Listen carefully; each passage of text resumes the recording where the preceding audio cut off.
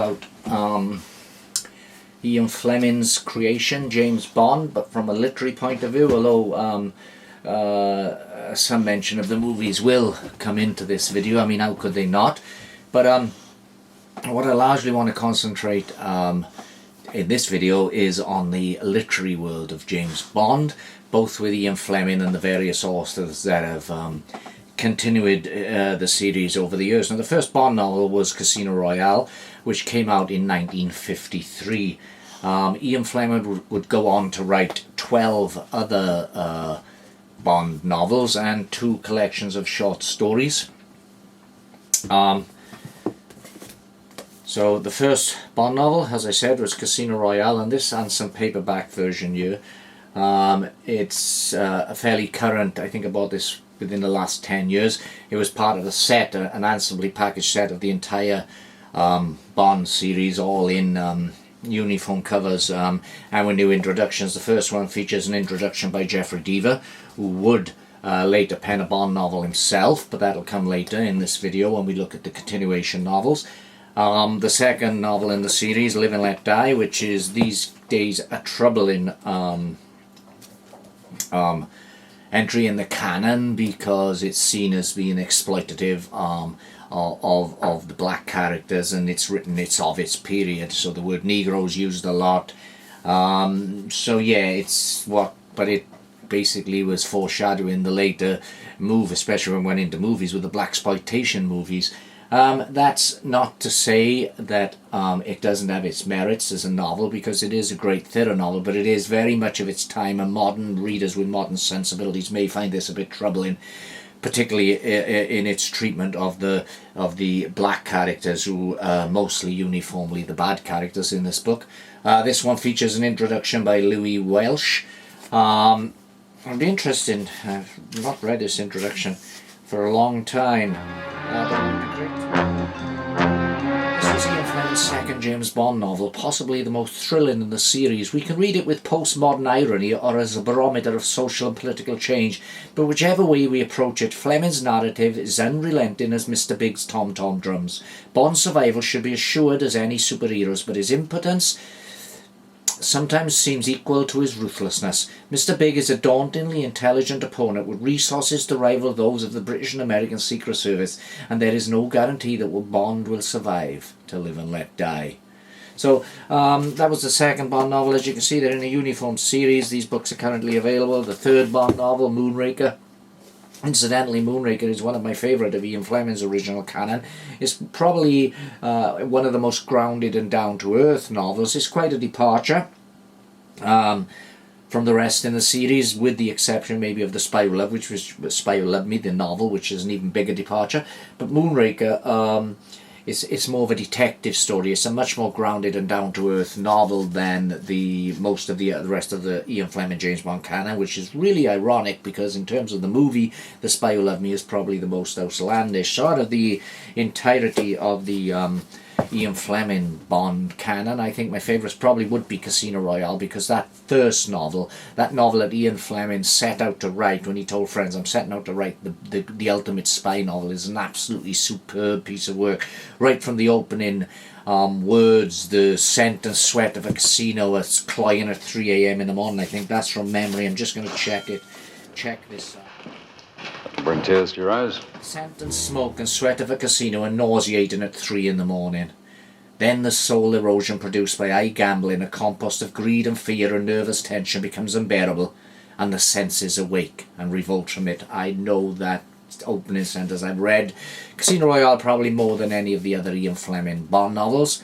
But there are several which I've read multiple times. The aforementioned Moonraker. I've also read The Spy Who Loved Me. The Spy Who Loved Me, when I first discovered that book, because it's such a departure from the rest of the series, the character of Bond isn't even featured for the largest section of the book, and it's told in the first person from the female character. But I really love that book now. So yeah, Casino Royale, The Spy Who Loved Me, Moonraker, I do like Dr. No. I think Dr. No is probably the best example of the Fleming sweep. That is, his ability to carry readers along at the edge of the seat, you know, turning the pages so quickly that almost the pages catch fire. I think Dr. No is probably the best example of that. But the Blofeld trilogy as well is really good, and On Her Majesty's Secret Service is an absolutely fantastic book.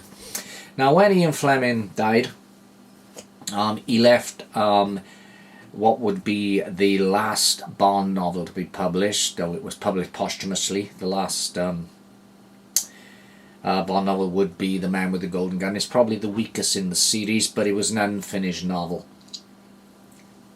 And the writer and admirer of Ian Fleming, Kingsley Amis, who you think, knowing Kingsley Amis's work, is a million miles away from Bond. But Kingsley Amis was an admirer of Ian Fleming's work, and in fact he previously wrote the successful paperback of the James Bond dossier. Now, he was brought in to tidy up the novel, and he did a fairly good job with the material he had. He wasn't rewriting the book, he was just tidying it up a bit and trying to flesh it out a bit. So The Man with the Golden Gun's not a bad book in any sense, so it probably is the weakest of the Ian Fleming series. But anyway, the publishers then, the copyright holders rather, decided that they didn't, Mr. Fleming had passed away.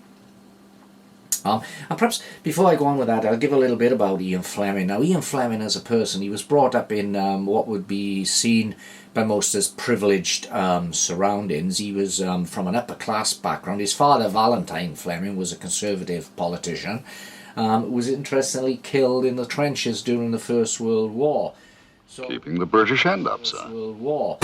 So when Ian Fleming was creating the James Bond character, the British Empire then was starting to crumble. It didn't have the strength that it had once had on the global stage, though there were remnants of that British Empire about. And I firmly believe that Ian Fleming, given his background, given his upper class upbringing and his beliefs in the British way, that he created James Bond to kind of kick back at what he saw as this destruction of the great British Empire, which are all things that wouldn't appeal to me. You know, I know of the British Empire. I read a lot of history, and I know that it could on times be an evil institution, but I love the character of James Bond.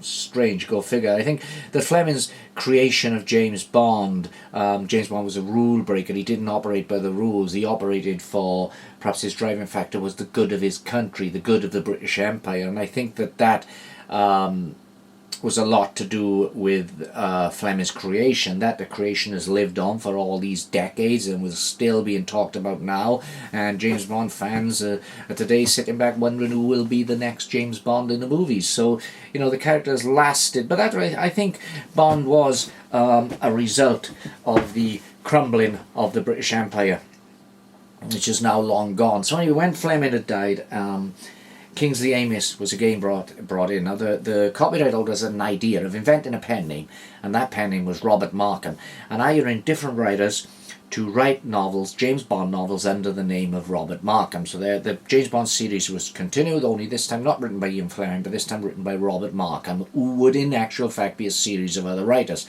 But that didn't go to plan, and it was only the one book that came out under the Robert Markham byline, and this was the first James Bond continuation novel. It's actually written by Kingsley Amis, and this is Colonel's Son. Now, I do like this book. It's a lot darker than most of the Fleming books, in my opinion, and the torture scenes in here are far, far nastier, more brutal, and probably more realistic than anything Fleming ever wrote. The torture scenes in here have been used unofficially in a couple of Bond movies, and No Time to Die actually used dialogue directly lifted from this book. So it does hold a very special place in the Bond canon. It was the first continuation novel, and to my mind it's probably the best of all the continuation novels. Now, following Colonel's Son and the fact that the Robert Markham idea was shelved, so no other author wrote a Robert Markham Bond book, it took us a long time to have another Bond novel in the shops, or at least another original Bond novel in the shops. We had a few of the novelizations during the 70s. The movies The Spy Who Loved Me and Moonraker were novelized, but then the movies were nothing at all to do with Fleming's not original novels. Not socially. His name's Jaws. He kills people. Most of the Bond, there's never really been a totally faithful Bond adaptation. Probably the closest in terms of being faithful to his source material would be the one-time maligned movie, but now a firm fan favourite, On Her Majesty's Secret Service, probably comes closer to any of the actual Bond novels. So the novelizations, and I don't really consider them canon, so I'm kind of ignoring them for this video, as I'm ignoring the Young Bond books. And the Moneypenny Diaries and the latest novel by what was the name, Kim Sherwood, in the James Bond series, Double or Nothing, which basically doesn't feature James Bond in the world of Double or Nothing, which is the latest book in the Bond canon, I suppose. James Bond is missing, presumed dead. He doesn't feature at all, and instead the book centers on 00 agents. I think that the copyright holders are trying to create an extended James Bond universe, much in the way that they've done that others have done with the Marvel movie franchises, and DC are struggling to create it. I think that is a mistake. I think that you need James Bond, really. It's not the 00 thing sounds really exciting, but it's 007, isn't it? It's nothing else. Now, so it took us a while to get a new James Bond book, and it took us all the way up into the 1980s when the writer John Gardner took over with License Renewed, which was a massive event at the time. I remember the book coming out. I remember all the hullabaloo in the press and the fact that James Bond now drove a Saab 900 Turbo, and there was loads in the press. And License Renewed is actually a very good Bond novel. It owes a lot, and perhaps a little more, to the film Bond than it does to the literary Bond, but Gardner really got an hang on writing him. And in fact, Gardner would produce 14 Bond books and how many, 2 novelizations. I don't like all of Gardner's 14 Bond novels, although I think the first 6 are absolutely superb entries in the canon. Very, very good books. But Gardner tired of writing the series. There was a big shock for us Bond literary fanatics, and it was a shock that initially we weren't happy with, because we had learnt that an American author, of all things, an American author was taking over the James Bond continuation. The James Bond literary franchise was being taken out of Britain, place it in one sort of empire. Ian Fleming would have been horrified to know an American was writing these books. I mean, him. You know, who needs it? Come on, get rid of it. Or maybe he wouldn't know, I don't know, because Ian Fleming, of course, was a massive admirer of Raymond Chandler, and Ian Fleming considered Raymond Chandler's work to be far superior to his own. Ian Fleming's own opinion on his own writing was that he was at best a mediocre thriller writer, which is not something that Raymond Chandler agreed with. And there's a wonderful old archive interview with Raymond Chandler and Ian Fleming talking together, which was broadcast on BBC Radio Light programme many years ago, and it's available on YouTube to search for. And Fleming's there basically being really humble about his own writing and sort of fanboyish about Chandler's writing, and Chandler may more or less puts Fleming in his place and saying that he's talking nonsense, that his own books are quite terrific. But anyway, I digress. Has ever got as many writers as you have. Well, I don't know. It's laborious work. I mean, that stuff in Harlem was wonderful. Was it? I thought it was, and also in St. Petersburg. But anyway, I digress. So, we've got an American writing the James Bond novels. Where will it all end? Oh my God. They were basically probably the way we felt. But although I was horrified, I really was horrified to learn this initially. I thought, this is not going to work. It's going to be too American. It's going to be too Americanized. It's fine for James Bond to be over in America. It's fine for the character to be transplanted to America and have adventures in an American setting. But to actually put an American writer, to put an American mentality in charge of this is not going to work. It was horrendous, but we were proven wrong. Now, the American author in question was Raymond Benson. I knew of Raymond Benson because when I was a kid, and I still own this book today, this book, The James Bond Bedside Companion, was written by Raymond Benson, and it's quite superb. And this came out in the days before we had the internet, and the wealth of information. Raymond Benson really did know James Bond, and not only did he know James Bond, but he knew Ian Fleming. And there's a great section of this book is dedicated to the novels, both of Ian Fleming and the continuation novelist by that time. So at least we knew that this writer, even if he was American, had some sort of grounding in James Bond. So Raymond Benson would end up writing 6 original Bond novels and 3 novelizations. I haven't got original copies of the Raymond Benson Bond novels, but what I've got is these 2 and some editions. This is the first. This goes under the name of the Union Trilogy, and it contains the novels High Time to Kill, Double Shot, Never Dream of Dying. There's a second edition which is over there on my shelves. I don't know if you can see it behind me, but Raymond Benson did an excellent job. Perhaps more so than John Gardner, because with John Gardner, it's only his first 5 or 6 Bond novels that are really good, and the quality sort of dipped off slowly after that. But Raymond Benson's Bond novel, the quality didn't drop at all. But then you've got to remember that Benson only did 6 discounted and novelizations. So perhaps if he had continued the series and did another 5 or 6 novels, perhaps the quality would have dropped there. But they didn't. High Time to Kill, the first one, is excellent, as is every single other one. Yes, the Americanisms do sneak in from time to time, but I defy anyone who didn't know anything about Raymond Benson, who didn't know anything about Ian Fleming, just to pick up one of the Raymond Benson Bond novels at random. It's not. You can't tell that it was written by an American author. Now, Raymond Benson did a fantastic job. When the Raymond Benson, I believe he would have continued with the Bond series had he been allowed to, but the publisher decided to put it into hiatus for a while. And the next author to tackle the James Bond universe came in 2008 with Sebastian Faulks, who produced Devil May Care. Now, Devil May Care was a period Bond novel, so unlike the John Gardner and the Raymond Benson Bond novels, it wasn't set in the modern day, so we went back to the original timeline, Ian Fleming's timeline, if you like. And Devil May Care is a pretty good addition to the canon of Bond continuation novels. And when I first got this, I was so excited because it had been a while since we'd had a Bond novel.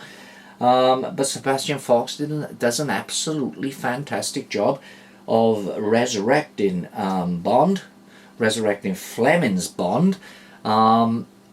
And what's interesting about this is you thought, oh, perhaps now that the copyright has decided to put the series on hiatus after the Raymond Benson Bond novels, that maybe they'll resurrect the Robert Markham name. But they didn't. Instead, they resurrected Ian Fleming's name, and the novel is billed, Devil May Care is billed as Sebastian Faulks writing as Ian Fleming. It's a pretty good book.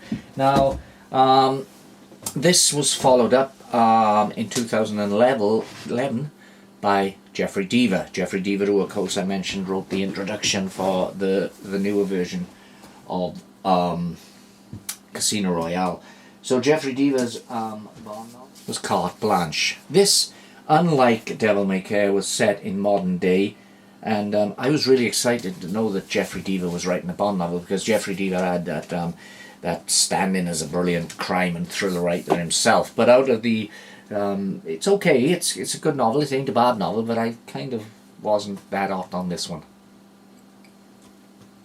But that's subjective. But I don't think Jeffrey Deaver's ever written a bad book, and I've read a lot of Jeffrey Deaver's work, but I wasn't that keen on Carte Blanche.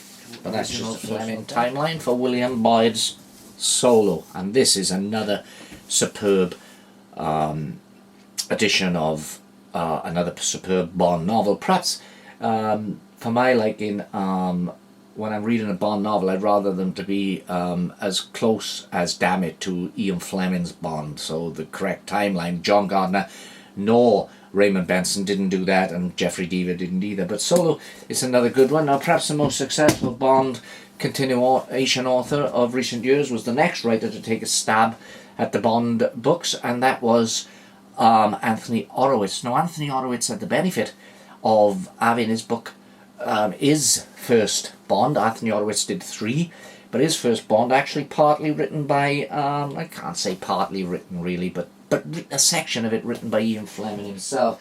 The first Anthony Horowitz Bond novel was Trigger Mortis, with original unpublished material by Ian Fleming, and this book also made they made a big deal of tying it into Fleming's original series. On the back, we're told Bond is back in a thrilling new novel featuring a return of Pussy Galore, Miss Moneypenny, and Bond's old adversary Smirsh, and introducing Jeopardy Lane, a girl like no other girl Bond has ever encountered. So, yes, well, you get your clothes on. I'll buy you an ice cream. Trigger Mortis was good fun. It's a good fun adventure. Audibly titled book, but it's a damn good fun adventure. And of course, its period is set back in period of the original Bond timeline from Ian Fleming. So, Forever and a Day, which again featured original material by Ian Fleming, and With a Mind to a Kill, which was his final James Bond book, and as plans are at the moment, this will be his final James Bond book. It seems that the publishers are once again putting the character on a hiatus, and have now gone with trying to extend the 007 universe with Kim Sherwood's 0 or Nothing series. I haven't read that book, 0 or Nothing, although it has had quite fantastic reviews from what I read of it, but I've never read any of the Young Bond books, neither, nor the Moneypenny Diaries, so it's not my type of thing. But that was basically the James Bond literary canon as it stands. So the Ian Fleming Bond novels are just the tip of the iceberg. And just to think that this whole thing started in 1953 with the scent and sweat of a casino at 3 a.m. in the morning.